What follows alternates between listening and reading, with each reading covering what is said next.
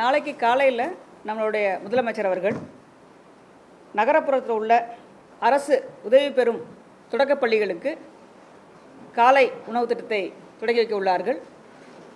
நாளை காலையில் முதலமைச்சர் அவர்கள் சென்னை மாவட்டம் மயிலாப்பூர் புனித சூசையப்பர் தொடக்கப் பள்ளியில் இந்த திட்டம் துவக்கப்பட உள்ளது.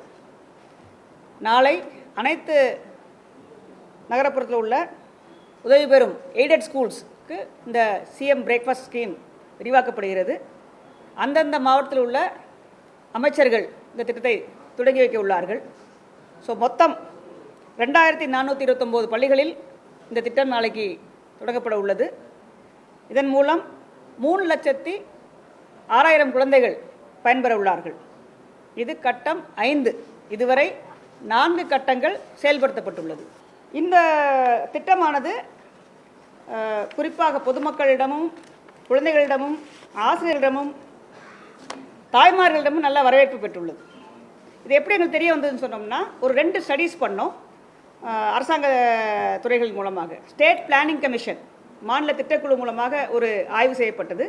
அதே மாதிரி department of evaluation applied research அப்படின்னு ஒன்று துறை இருக்குது, அரசாங்கத்துறை.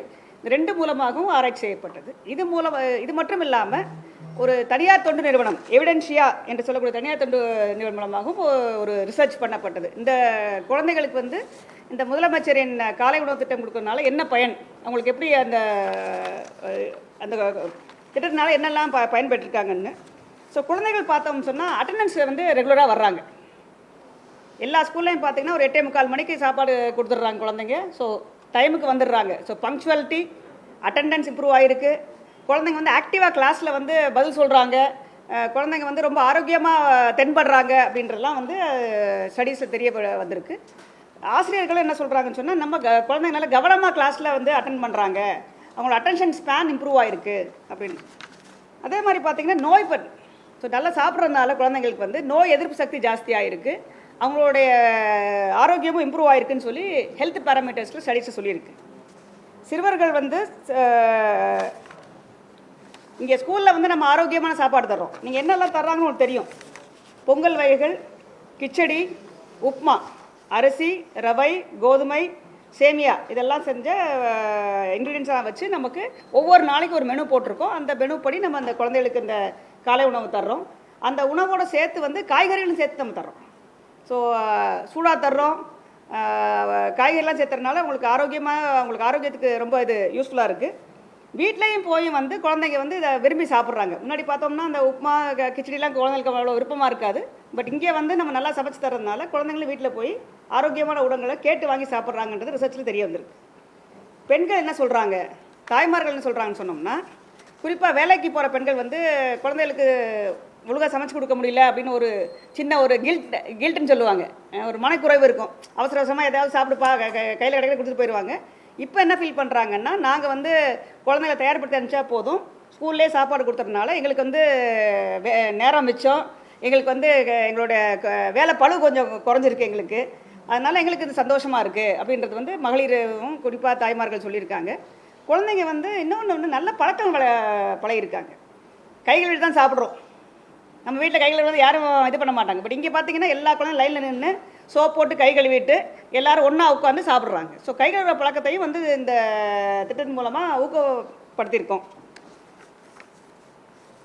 நகரப்புறத்துலையும் மாநகராட்சிலையும் பார்த்தீங்கன்னா இந்த சாப்பாடு சென்ட்ரலைஸ்டு கிச்சன், மைய சமையலறை அங்கே தயாரித்து வேன்கள் மூலமாக அந்தந்த பள்ளிகளுக்கு வழங்கப்படுகிறது, மாநகராட்சி நகராட்சி பகுதியில்.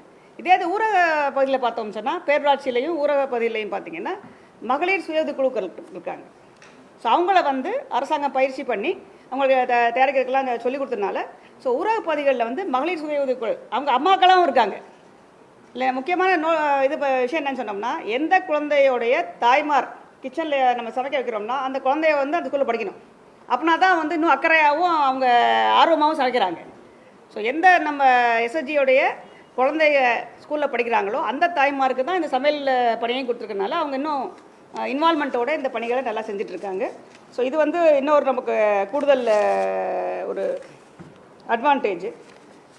இன்னும் குழந்தைகளுக்கு கேட்டிருக்காங்க, கொடுக்குற உணவு நல்லா இருக்கா, திருப்தியாக இருக்கா, இல்லை உங்களுக்கு சஃபிஷியண்ட்டாக இருக்கா, அது போதுமானதாக இருக்கான்னு கேட்டதில்ல. குழந்தைங்க வந்து எங்களுக்கு நல்லா வயிறு நிறைய மாதிரி எங்களுக்கு கொடுக்குறாங்க, போதுமானதாக இருக்குன்றதையும் நம்ம ஃபீட்பேக்கில் கண்டுபிடிக்கப்பட்டிருக்கு. ஸோ குழந்தைகள் சந்தோஷமாக இருக்காங்க, ஆசிரியர்களும் வந்து குழந்தைங்க ரெகுலராக வர்றாங்க, அட்டண்டன்ஸ் இது பண்ணுறாங்க, கிளாஸில் ஆர்வமாக இருக்கான்னு சொல்கிறாங்க. பெற்றோர்களும் வந்து அவங்க பதில் குறைஞ்சிருக்கு, நல்லபடியாக குழந்தைங்க சாப்பிட்றாங்கன்னு இருக்குது. ஸோ இந்த திட்டம் வந்து நல்ல ஒரு வரவேற்பட்டிருக்கனால இந்த 5வது கட்டம் நம்மளுடைய மாண்பு முதலமைச்சர் அவர்களால் நாளை சென்னையில் உள்ள மயிலாப்பூரில் உள்ள ஒரு பள்ளியில் தொடக்கப்பட உள்ளது.